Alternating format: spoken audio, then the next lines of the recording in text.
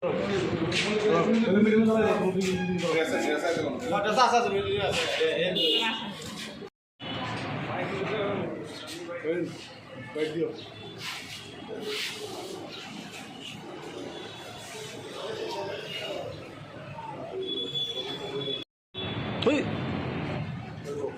সুন্দর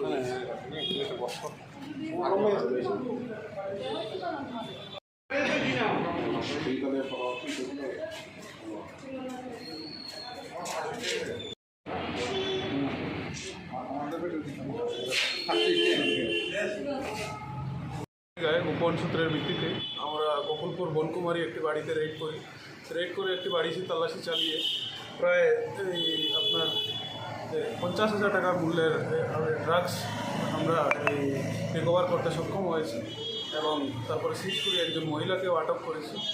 ওনার নাম হলো আফিয়া বেগম। ওরা কি স্যার আটক হবে না গ্রেফতার হয়েছে? না গ্রেপ্তার হয়েছে তো সঠিক তদন্ত হবে।